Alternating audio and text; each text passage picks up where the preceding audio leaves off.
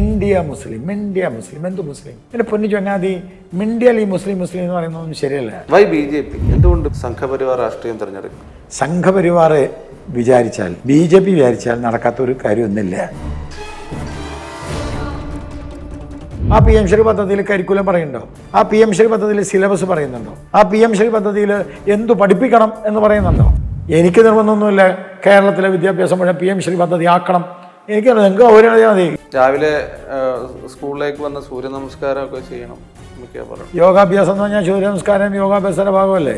പിണറായി വിജയൻ യോഗാഭ്യാസം ചെയ്യുന്നില്ലേ? ഇതൊക്കെ നിങ്ങൾ ഷൂട്ട് ചെയ്യണം, കാണിക്കണം കേട്ടോ. എന്നെ കൊണ്ട് ഇങ്ങനെ പറഞ്ഞിട്ട് നിങ്ങൾ ഇതൊക്കെ കട്ട് ചെയ്താൽ നിങ്ങൾക്ക് ഇട്ടുള്ളത് കാണിക്കരുത്. ഞങ്ങൾ വളർന്നുകൊണ്ടിരിക്കുന്ന രാഷ്ട്രീയ പാർട്ടിയാണ്, പക്ഷെ ഞങ്ങളുടെ വളർച്ച ഓർഗാനിക്കാണ്. ഓർഗാനിക് ആയതുകൊണ്ട് അല്പം വൈകും. കഴിഞ്ഞ ദിവസം PM ശ്രീയുമായി ബന്ധപ്പെട്ടുകൊണ്ടുള്ള ഒരു പ്രസംഗം കൊച്ചിയിലത്തെ താങ്കളുടെ വാക്കുകൾ ഞാൻ കേട്ടിരുന്നു. അതായത് ഈ വിദ്യാഭ്യാസ സമ്പ്രദായത്തെ പുതുക്കാനും അതിനെ അന്താരാഷ്ട്രവൽക്കരിക്കാനുമാണ് ഈ സംവിധാനം കൊണ്ടുവരുന്നത്. ഇതൊരു തെറ്റായ കാര്യമല്ല. പക്ഷേ ഇത് BJP ഭരിക്കുന്ന എല്ലാ സംസ്ഥാനങ്ങളിലും അങ്ങനത്തെ സംവിധാനമൊക്കെ ഉണ്ടോ? PM ശ്രീ പദ്ധതിയെ പറ്റിയാണ് ചോദിക്കുന്നതെങ്കിൽ PM ശ്രീ പദ്ധതിയെ പറ്റി ഞാൻ പറയാം. PM ശ്രീ പദ്ധതി എന്ന് പറയുന്നത് ഇന്ന് ഇന്ത്യയിലെ എല്ലാ സംസ്ഥാനങ്ങളും, കോൺഗ്രസ്സുകാർ ഭരിക്കുന്ന സംസ്ഥാനം പോലും അംഗീകരിക്കപ്പെട്ടതാണ്. PM ശ്രീ പദ്ധതിയിൽ ചേരുന്നതോടുകൂടി ആ കുട്ടിക്കും, ആ പദ്ധതിയിൽ ചേരുന്ന സ്കൂളിനും, ആ സ്കൂളിലെ കുട്ടിക്കും കിട്ടാവുന്ന പരിരക്ഷ ബാക്കിയുള്ള സ്ഥലത്ത് കിട്ടില്ല. PM ശ്രീ പദ്ധതി കരിക്കുലത്തെ ചിന്തിക്കുന്നതേയില്ല. PM ശ്രീ പദ്ധതിയിൽ ഇന്നത് പഠിപ്പിക്കണമെന്ന് പറയില്ല.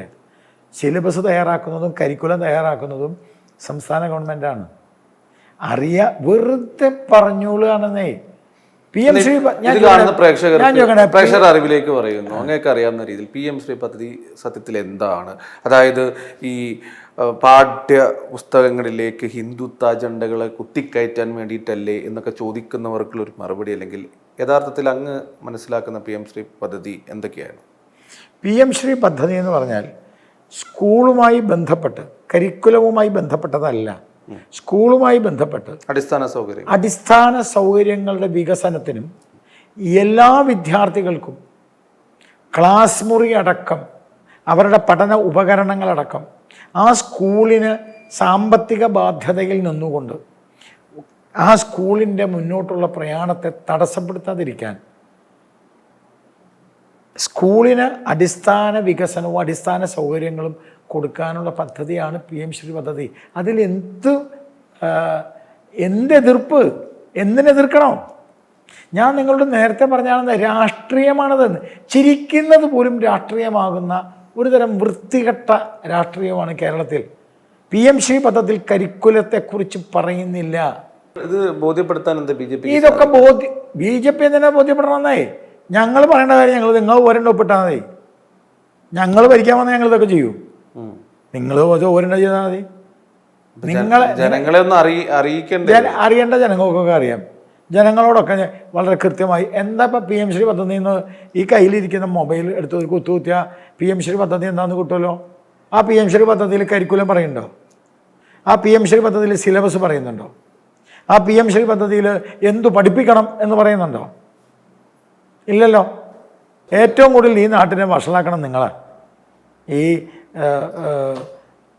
ചാനലുകാർ. നിങ്ങൾക്ക് കാണിച്ചുകൂടെ? PM ശ്രീ പദ്ധതി എന്ന് പറഞ്ഞാൽ ഇത് മാത്രമേ ഉള്ളൂ. PM ശ്രീ പദ്ധതി എന്ന് പറഞ്ഞാൽ ഇന്നതാണെന്ന് നിങ്ങളെന്താ കാണിക്കാത്തത്? PM ശ്രീ പദ്ധതി എടുത്തിട്ട് അതിനകത്ത് കരിക്കുലം അല്ലെങ്കിൽ BJP പറയുന്നത് പോലെയുള്ള സാധനം കൊണ്ടുവരണം, ഹിന്ദുത്വ അജണ്ട കൊണ്ടുവരണം എന്ന് PM ശ്രീ പദ്ധതിയിൽ പറഞ്ഞാൽ നിങ്ങളത് എടുത്ത് കാണിക്കുന്നേ, എന്നിട്ടല്ലേ പറയണ്ടേ? രാവിലെ സ്കൂളിലേക്ക് വന്ന സൂര്യ നമസ്കാരം ഒക്കെ ചെയ്യണം എന്നൊക്കെയാ പറയുന്നത്. യോഗാഭ്യാസം എന്ന് പറഞ്ഞാൽ സൂര്യ നമസ്കാരം യോഗാഭ്യാസത്തിന്റെ ഭാഗമല്ലേ? പിണറായി വിജയൻ യോഗാഭ്യാസം ചെയ്യുന്നില്ലേ? ആ സൂര്യനെ നമിച്ചോട്ടെ, അതിന് എന്താ കുഴപ്പം? സൂര്യൻ ആരുടെ സ്വത്തല്ലല്ലോ. സൂര്യൻ ഈ പ്രപഞ്ച സ്വത്തല്ലേ? എന്താ സൂര്യൻ ഹിന്ദുക്കളെ? അല്ല, ഇത്ര കാലം ഇല്ലാത്തതൊക്കെ എന്തിനാ ഇങ്ങനെ അടിച്ചേൽപ്പിക്കുന്നതല്ലേ? എൻ്റെ ഇത്ര കാലമില്ല. PM ശ്രീ പദ്ധതി BJPയുടെ ഗവൺമെൻറ് കൊണ്ടുവന്നല്ലേ? ഇത്ര കാലം BJP ഗവൺമെൻറ് ഉണ്ടായിരുന്നില്ല, കോൺഗ്രസ് ഗവൺമെൻറ് ആയിരുന്നു. അവർക്ക് കരിക്കുലവും ഇല്ല, കരിയുമില്ല, മറ്റേ ചരിത്രവും ഇല്ല, ചരിത്രരേഖയില്ല. സുഹൃത്തെ, 47 ഇന്ത്യ സ്വാതന്ത്ര്യം പ്രഖ്യാപിച്ചു. അതിൽ തർക്കമൊന്നുമില്ലല്ലോ. 2014 നരേന്ദ്രമോദി സർക്കാർ അധികാരത്തിൽ വരുന്നത്. അതിനു മുമ്പ് 5 വർഷം വാജ്പേയി സർക്കാർ അധികാരത്തിൽ വന്നു. ആ വാജ്പേയി സർക്കാരിൻ്റെ കാലത്ത് ഞങ്ങൾ വിദ്യാഭ്യാസത്തിൻ്റെ കരിക്കുലം മാറ്റാൻ ശ്രമം നടത്തി. അതിന് സാഫർണൈസേഷൻ എന്ന് പറഞ്ഞിട്ടാണ് എതിർത്തത്. എന്താ ഞങ്ങൾ മാറ്റാൻ തീരുമാനിച്ചത് അറിയോ? താങ്കൾക്കറിയോ? ഞങ്ങൾ മാറ്റണം എന്ന് പറഞ്ഞത് ഭാരതത്തിൻ്റെ ചരിത്രമാണ്. എന്തുകൊണ്ടാണ് ഭാരതത്തിൻ്റെ ചരിത്രം മാറ്റണമെന്ന് ഞങ്ങൾ പറയാൻ കാരണം, സുഹൃത്തെ, ഭാരതത്തിൻ്റെ ചരിത്രം എഴുതിയാരാ? 1867 കൽക്കട്ടയിലെ ഏഷ്യാറ്റിക് സൊസൈറ്റിയുടെ മുമ്പിൽ വെച്ച് ബ്രിട്ടീഷുകാരനാണ് ഈ ചരിത്രം എഴുതുന്നത്. ഈ 1867 ബ്രിട്ടീഷുകാരൻ്റെ ചരിത്രം എഴുതാനുള്ള കാരണം എന്താ? ആ 1857 ഒന്നാം സ്വാതന്ത്ര്യ സമരം. ഒന്നാം സ്വാതന്ത്ര്യ സമരത്തിൻ്റെ അടിസ്ഥാനം എന്താ? ഝാൻസി റാണി, താന്തിയോ തോപ്പിയും അടക്കമുള്ള ആളുകൾ, ബഹദൂർ ഷാ അടക്കമുള്ള ആളുകൾ ഒരു ഐക്യത്തിൽ നിന്നുകൊണ്ട് ഭാരതത്തിന് പോരാടി. അന്ന് ബ്രിട്ടീഷുകാർ ഒന്നാം സ്വാതന്ത്ര്യ സമരം, ബ്രിട്ടീഷുകാർ വെളിയിൽ പോകണം, ഗെറ്റ് ഔട്ട് ബ്രിട്ടീഷ്. അപ്പോൾ ബ്രിട്ടീഷുകാരുടെ ചരിത്രമുണ്ട്. മെക്കോള പ്രഭു ബ്രിട്ടീഷ് രാജ്ഞിക്ക് എഴുതിയ കത്തുകൾ അവൈലബിളാണ്. അതിലെന്താ പറഞ്ഞത്? ഇന്ത്യൻ ചരിത്രത്തിൽ ഹൃദയത്തിലും മനസ്സിലും മസ്തിഷ്കത്തിലും ആംഗ്ലോഫീലിക് വൈറസ് നിറയ്ക്കുന്ന ഒരു വിദ്യാഭ്യാസ പദ്ധതി കൊണ്ടുവന്നാലേ ഇന്ത്യയെ ബ്രിട്ടീഷ് വൽക്കരിക്കാൻ കഴിയൂ എന്നാണ് മെക്കോള പ്രഭു പറഞ്ഞത്. അതിൻ്റെ അടിസ്ഥാനത്തിലുള്ള ഇംഗ്ലീഷ് വിദ്യാഭ്യാസം ഞാൻ കൊണ്ടുവരുമെന്നാണ് മെക്കോള പ്രഭു പറഞ്ഞത്. ഇതൊക്കെ നിങ്ങൾ ഷൂട്ട് ചെയ്യണേ, കാണിക്കണം കേട്ടോ. എന്നെക്കൊണ്ട് ഇങ്ങനെ പറഞ്ഞിട്ട് നിങ്ങൾ ഇതൊക്കെ കട്ട് ചെയ്താൽ നിങ്ങൾക്ക് ഇട്ടുള്ളത് കാണിക്കരുത്. മെക്കോള പ്രഭു പറഞ്ഞ അതാണ്. 1947 ഇന്ത്യ സ്വാതന്ത്ര്യം പ്രഖ്യാപിക്കുമ്പോൾ ഇന്ത്യക്ക് ഭരിക്കുവാനുള്ള അവകാശം കിട്ടി. പക്ഷെ മെക്കോളയുടെ വിദ്യാഭ്യാസം തുടർന്നു. ബ്രിട്ടീഷുകാരൻ കീറിയ നീർച്ചാലിലൂടെ ഇന്ത്യയെ വലിച്ചടിച്ചു കൊണ്ടുപോയി ജവഹർലാൽ നെഹ്റു. ജവഹർലാൽ നെഹ്റുവിൻ്റെ രാഷ്ട്രീയം എന്തായിരുന്നു? ജവഹർലാൽ നെഹ്റുവിൻ്റെ രാഷ്ട്രീയം ഗാന്ധിസമായിരുന്നോ? I am asking a question. Jawaharlal Nehru ഒരു ഗാന്ധി ശിഷ്യനായിരുന്നോ? ഞാൻ നിങ്ങളുടെ ചാനൽ വെച്ച് പറയാണ്, ജവഹർലാൽ നെഹ്റു ഗാന്ധി ശിഷ്യനുമല്ല, ജവഹർലാൽ നെഹ്റു ഗാന്ധിസം ഇഷ്ടപ്പെട്ട ആളുമല്ല. ജവഹർലാൽ നെഹ്റു ഒരു കമ്മ്യൂണിസ്റ്റുകാരായിരുന്നു. ജവഹർലാൽ നെഹ്റു ഒരു സോഷ്യലിസ്റ്റുകാരനായിരുന്നു. 1963 അദ്ദേഹം മരിക്കുമ്പോൾ അവസാനത്തെ AICC സമ്മേളനത്തിൽ വെച്ച് അദ്ദേഹം കുമ്പസരിക്കുന്നുണ്ട്. What I have did a mistake, I simply forget what Gandhi said എന്ന് പറയുന്നുണ്ട്. അപ്പോൾ ജവഹർലാൽ നെഹ്റുവിൻ്റെ ആ ഒരു പാശ്ചാത്യ പ്രത്യയശാസ്ത്രത്തോടുള്ള അഭിനിവേശം കാരണം ഭാരതത്തിന് ഒരു സ്വതന്ത്രമായ ഒരു ചരിത്രമുണ്ടായില്ല. അതുകൊണ്ട് ഞാൻ നിങ്ങളോട് സംസാരിക്കുന്ന B. ഗോപാലകൃഷ്ണൻ ചരിത്രത്തിൽ ബിരുദാനന്ദ ബിരുദം നേടിയ ആളാണ്. ഒന്നുമില്ല, BA കഴിഞ്ഞ് MA കംപ്ലീറ്റ് ആയി ചെയ്ത ആളാണ്. പരീക്ഷ എഴുതാൻ പറ്റിയില്ല. ഞാൻ പഠിച്ചു വന്ന എൻ്റെ BA ഡിഗ്രിയിൽ ആര്യൻ പഠിക്കണോ? 8ാം ക്ലാസ്സിലെ കുട്ടികൾ തൊട്ട് ഞാനും പഠിക്കണോ? ആരാണ് ആര്യൻ? മധ്യേഷ്യയിലെ ലുഫ്താനിയിൽ നിന്ന് വന്നവനാണ് ആര്യൻ. ആരാണ് ദ്രാവിഡൻ? അത് കഴിഞ്ഞാൽ അടുത്ത ചോദ്യം ദ്രാവിഡനാണ്. രണ്ടാമത്തത് ആഫ്രിക്കയിലെ മെഡിറ്ററേനിയൻ പ്രദേശത്ത് നിന്ന് വന്നവനാണ് ദ്രാവിഡൻ.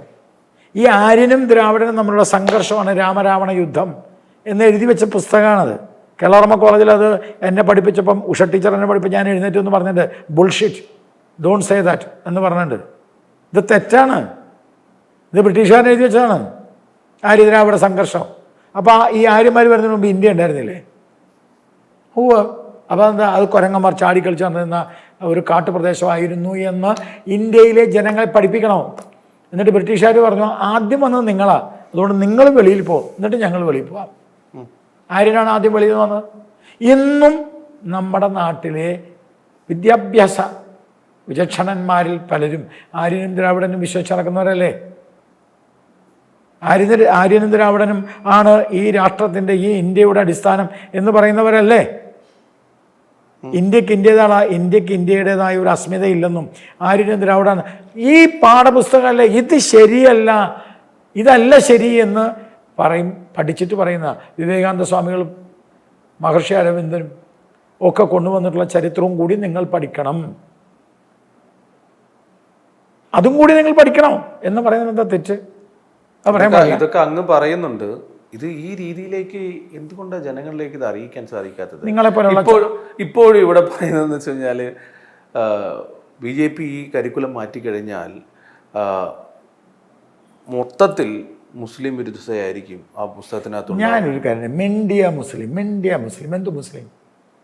എൻ്റെ പൊന്നു ചൊങ്ങാതി, മിണ്ടിയാൽ ഈ മുസ്ലിം എന്ന് പറയുന്നതൊന്നും ശരിയല്ല. ഞാൻ ചോദിക്കട്ടെ, പ്രധാനമന്ത്രി ഇപ്പം AK ആൻ്റണിയുടെ സ്റ്റേറ്റ്മെൻറ്റ് വന്നില്ലേ?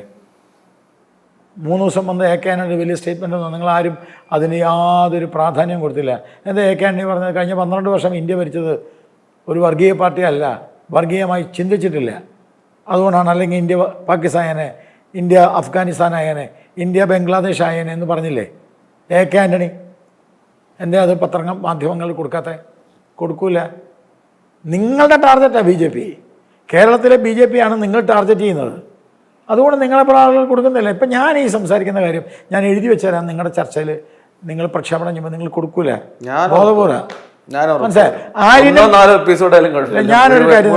ഞാൻ നിങ്ങളൊരു കാര്യം പറയട്ടോ, ഈ ഉൾക്കാമ്പില്ലാത്ത, കരുത്തില്ലാത്ത, അറിവില്ലാത്ത എന്തെങ്കിലും വാചാടോപത്തിൻ്റെ അടിസ്ഥാനത്തിലുള്ള രാഷ്ട്രീയമല്ല നമ്മൾ കാണേണ്ടതും പറയേണ്ടതും. നമ്മൾ അടിസ്ഥാനപരമായി പറയണം, ഇന്ത്യയുടേതായ ഒരു ചരിത്രം എഴുതണ്ടേ, ഇന്ത്യയുടേതായ ഒരു ചരിത്രം ഉണ്ടാവണ്ടേ? ഇങ്ങനെയും വിവേകാനന്ദ സ്വാമികൾ പറഞ്ഞിട്ടുണ്ട്, ആര്യൻ മധ്യേഷ്യയിൽ നിന്ന് വന്നു എന്ന് വിചാരിക്കുക. ആര്യൻ മധ്യേഷ്യയിൽ നിന്ന് വന്നാൽ എന്താ ഇന്ത്യയിൽ മാത്രം എന്തിനാ വേദം ഉണ്ടായതെന്ന് ചോദിച്ചിട്ടുണ്ട്. വന്നിട്ടില്ല എന്ന് അദ്ദേഹം പറഞ്ഞിട്ടുണ്ട്, പല രീതിയിൽ പറഞ്ഞിട്ടുണ്ട്. ഭാര്യ ഭർത്താവിനെ കുറിച്ച് ആര്യപുത്ര എന്ന് വിളിക്കുന്നതിനെക്കുറിച്ച് അദ്ദേഹം പറഞ്ഞിട്ടുണ്ട്. ശ്രേഷ്ഠൻ എന്ന വാക്കാണ്. എൻ്റെ ചോദ്യം, ഇത് പഠിപ്പിച്ചാൽ എന്താ പഠിച്ചോ? നിങ്ങൾ ഇന്നലെ എഴുതി വെച്ചത് തന്നെ ബ്രിട്ടീഷുകാരെ എഴുതി വെച്ചത് പഠിപ്പിക്കണം. BJPക്കാരന് ഇനി കരിക്കുലത്തിൽ BJPക്കാരന് അങ്ങനെ ചിന്തിച്ചാൽ അത് പറയാൻ പാടില്ല എന്ന് പറയുന്നത് ബ്രിട്ടീഷുകാരോട് നിങ്ങൾക്ക് താല്പര്യമുണ്ട്. ബ്രിട്ടീഷുകാരൻ എഴുതി വെച്ച ചരിത്രം പഠിക്കാം, BJPക്കാരൻ പറഞ്ഞാൽ പഠിക്കാൻ പാടില്ല. എന്ത് മര്യാദകേടാ സാർ? ഞാൻ ചോദിക്കട്ടെ, കഴിഞ്ഞ 12 വർഷമായി ബഹുമാനപ്പെട്ട പ്രധാനമന്ത്രി നരേന്ദ്രമോദി ഇന്ത്യ ഭരിക്കുന്നു അല്ലേ? ഏതെങ്കിലും ഒരു പദ്ധതി നരേന്ദ്രമോദിയുടെ പേരിലുണ്ടോ? ഹിന്ദുത്വത്തിൻ്റെ പേരിലുണ്ടോ? ഏതെങ്കിലും ഒരു പദ്ധതി ഹിന്ദുക്കൾക്ക് മാത്രമായി കൊടുത്തിട്ടുണ്ടോ? ഉണ്ടെങ്കിൽ പറയും. അതായത് നരേന്ദ്രമോദി വിഭാവനം ചെയ്ത കേരളം ഇപ്പോഴും ആയിട്ടില്ല എന്നാണ്. ഞാൻ പറഞ്ഞതല്ലാന്നേ. നരേന്ദ്രമോദി 12 വർഷമായിട്ട് ഇന്ത്യ ഭരിക്കുന്നു. 460 പദ്ധതികൾ അദ്ദേഹം പ്രഖ്യാപിച്ചിട്ടുണ്ട്. ഇതിൽ ഏതെങ്കിലും ഒരു പദ്ധതി ഹിന്ദുക്കൾക്ക് മാത്രമായിട്ട് കൊടുത്തിട്ടുണ്ടോ? നിങ്ങൾ പറയുന്ന നരേന്ദ്രമോദി എന്തെങ്കിലും BJP വന്നു കഴിഞ്ഞാൽ ഹിന്ദുക്കൾക്ക് മാത്രമാണ് ആൻറ്റി മുസ്ലിം, ഏതെങ്കിലും ഒരു പദ്ധതി ആൻറ്റി മുസ്ലിമാണോ? ഏതെങ്കിലും ഒരു പദ്ധതി ആൻറ്റി മുസ്ലിമായിട്ട് കാണിക്കാൻ പറ്റുമോ? ഏതെങ്കിലും ഒരു പദ്ധതി മതത്തിൻ്റെ പേരിൽ കൊണ്ടുവന്നിട്ടുണ്ടോ? ഏതെങ്കിലും ഒരു പദ്ധതി ഏതെങ്കിലും ഒരു വിഭാഗത്തിന് വേണ്ടി കൊടുത്തിട്ടുണ്ടോ? സബ്കാ സാത്ത് സബ്കാ വികാസ് എന്നല്ല അദ്ദേഹം പറയാറ്. ഏതെങ്കിലും ഒരു പദ്ധതി. പിന്നെ എന്തടിസ്ഥാനത്തിലാണ് ഈ സംസാരിക്കുന്നത്? ഇന്തോനേഷ്യ, കഴിഞ്ഞ ദിവസം ഇന്തോനേഷ്യയുടെ പ്രധാനമന്ത്രിയുടെ ഒരു പ്രസംഗം ഞാൻ കണ്ടു. അദ്ദേഹം പറഞ്ഞത്, ഞാൻ ഇന്ത്യയിൽ വന്നിരുന്നു, I check my DNA, then I realize my DNA Indian DNA എന്ന് പറഞ്ഞത്. സാർ, ഹിന്ദു എന്ന് പറഞ്ഞാൽ സംസ്കാരമാണ്, അല്ലാണ്ട് ഹിന്ദു മതമൊന്നുമല്ല. ഇന്നും മതത്തെക്കുറിച്ച് ആണ് ഹിന്ദു എന്ന് പറഞ്ഞാൽ മതമാണെങ്കിൽ ഓക്കെ. കേന്ദ്ര ഗവൺമെൻറ്, നരേന്ദ്രമോദി സർക്കാർ ഏതെങ്കിലും മതത്തിന് വേണ്ടി അല്ലെങ്കിൽ ഏതെങ്കിലും മതവിരുദ്ധതയ്ക്ക് വേണ്ടി ഒരു പദ്ധതിയോ 12 വർഷമായിട്ടുണ്ടോ? നിങ്ങൾ എന്തടിസ്ഥാനത്തിലാണ് ഇങ്ങനെ സംസാരിക്കുന്നത്? PM ശ്രീ പദ്ധതിയിൽ മതമില്ല, PM ശ്രീ പദ്ധതിയിൽ കരിക്കുലമില്ല, PM ശ്രീ പദ്ധതിയിൽ എന്തു പഠിപ്പിക്കണം എന്ന് പറയുന്നില്ല. PM ശ്രീ പദ്ധതി അടിസ്ഥാന സൗകര്യ വികസനങ്ങൾ ഉണ്ടാവണം, 50 കോടി കൊടുക്കുന്നു. നിങ്ങൾ വേണേ പഠിച്ചാൽ. എനിക്ക് നിർബന്ധമൊന്നുമില്ല കേരളത്തിലെ വിദ്യാഭ്യാസം മുഴുവൻ PM ശ്രീ പദ്ധതി ആക്കണം.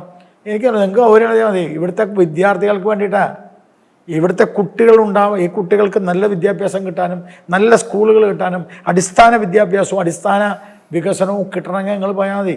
ഈ കേരളത്തിൽ ഏറ്റവും കൂടുതൽ PM ശ്രീ പദ്ധതിയെ എതിർക്കുന്നത് ഇടതുമല്ല വലതുമല്ല ഇവിടുത്തെ മീഡിയയാണ്. കാരണം മീഡിയയ്ക്ക് എന്താണ് PM ശ്രീ പദ്ധതി എന്ന് മീഡിയയ്ക്ക് അറിയില്ല.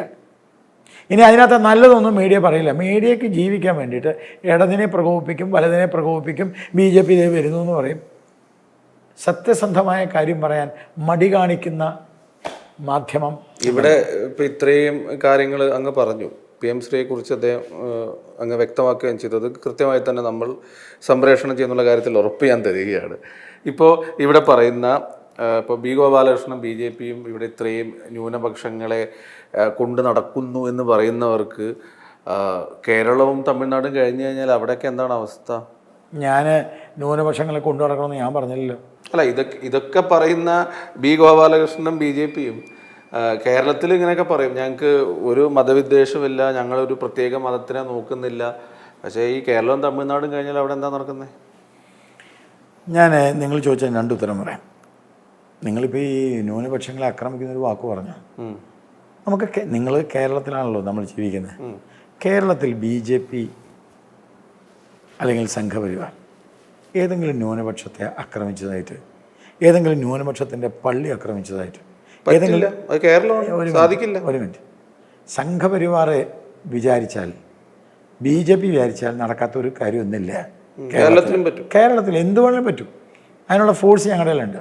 CPM ആയിട്ട് ഞങ്ങൾ അടിച്ചിട്ടാണ് നിൽക്കുന്നത്. നാളെ വേണമെങ്കിൽ അല്ല ഞാൻ പറഞ്ഞു വരുന്നത്, CPM ആയിട്ട് ഞങ്ങൾ പരസ്പരം തല്ലി ആണ് ഞങ്ങൾ ഇവിടം വരെ എത്തിയത്. BJP അത്ര ഒരു അപ്രധാന രാഷ്ട്രീയ പാർട്ടിയൊന്നും അല്ല കേരളത്തിൽ. We are a very powerful organisation. പേടിക്കണം BJP അല്ലെങ്കിൽ സംഘപരിവാറിനെ? അല്ല, അത് തെറ്റാണ്. BJPയെ പേടിക്കണ്ട.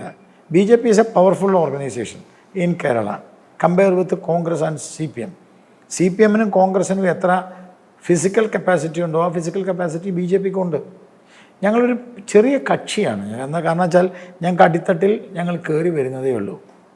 പക്ഷെ എൻ്റെ ചോദ്യം ഇതാണ്, കേരളത്തിൽ എന്തെങ്കിലും അതിനാണ് നിങ്ങൾ ഉത്തരം പറയും. ഇത് കേരളമാ എന്നല്ല പറയണ്ടേ. അപ്പം ഞാൻ കേരളമാ എന്ന് പറയുമ്പോൾ അതിന് ഉത്തരം വേറെ പറയും.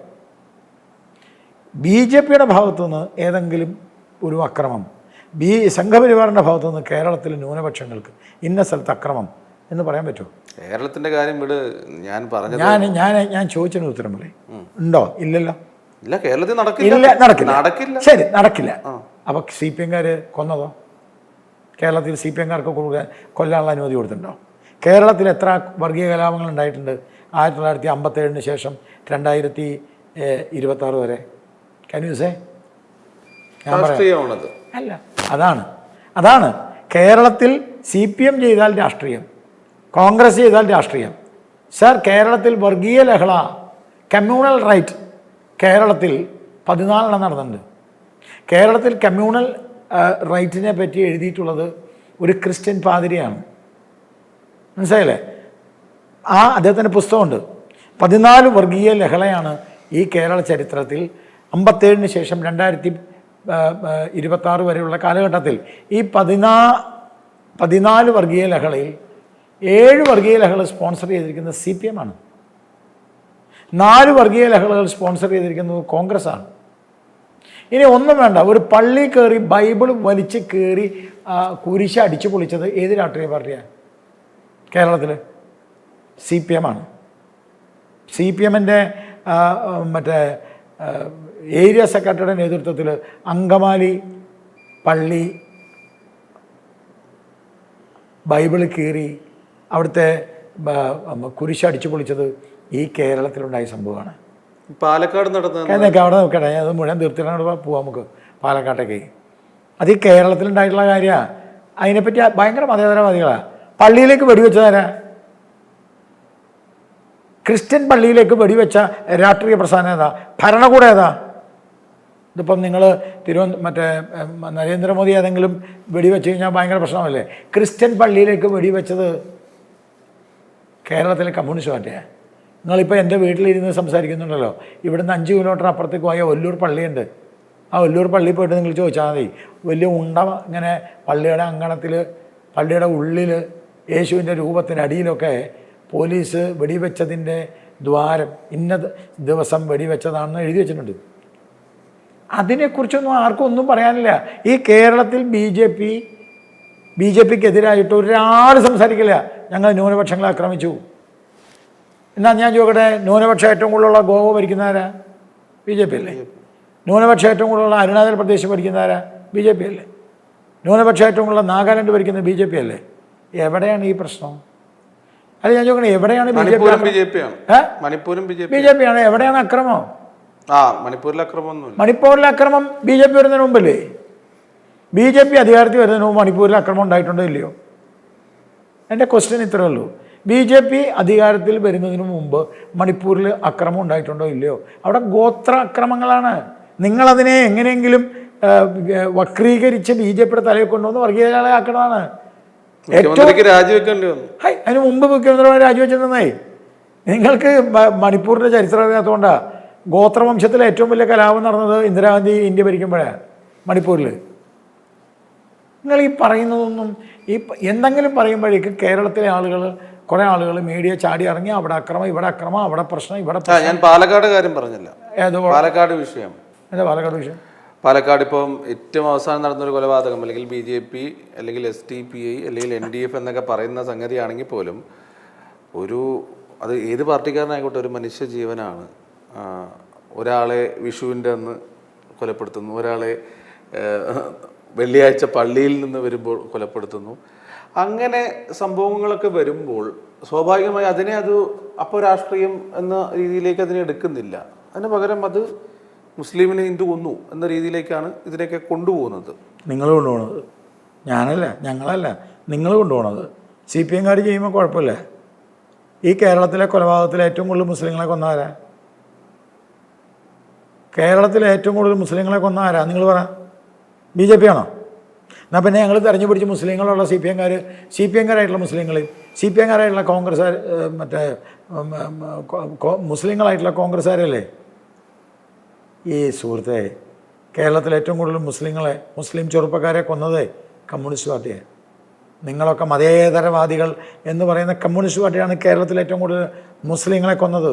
കേരളത്തിൽ ഏറ്റവും കൂടുതൽ പള്ളികൾ ആക്രമിച്ചത്. തലശ്ശേരി കലാപം തൊട്ട് ഞാൻ തലശ്ശേരി കലാപത്തിലെ ഒരു ഉസ്താദിൻ്റെ മനോഹരമായ പ്രസംഗമുണ്ട്, എൻ്റെ കയ്യിലുണ്ട്.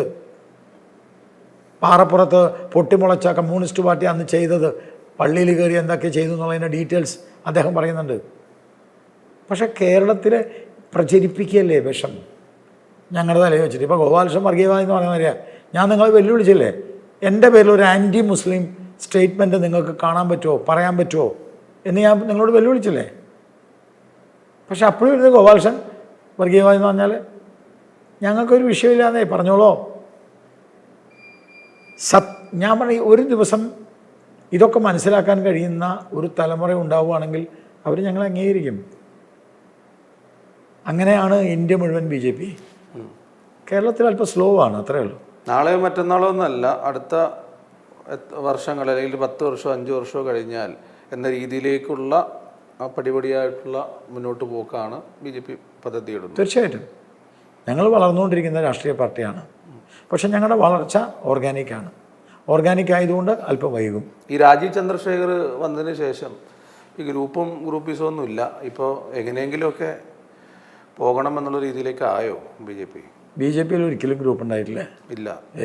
ഇന്ന പക്ഷം, ഇന്നാള് പക്ഷം, ഇന്നാള് പക്ഷം, അതൊക്കെ നിങ്ങൾ ഉണ്ടാക്കണാണെന്നേ. നിങ്ങൾക്ക് പക്ഷം, താങ്കൾക്ക് പുതിയൊരു പക്ഷം ഉണ്ടായിരുന്നു, ഗോപാലകൃഷ്ണൻ പക്ഷം. എൻ്റെ പക്ഷം, എൻ്റെ വീടും, എൻ്റെ ഭാര്യ, എൻ്റെ മക്കൾ, എന്നെ ഇഷ്ടപ്പെടുന്നവർ, നിങ്ങളൊക്കെ, അത്രയേ ഉള്ളൂ.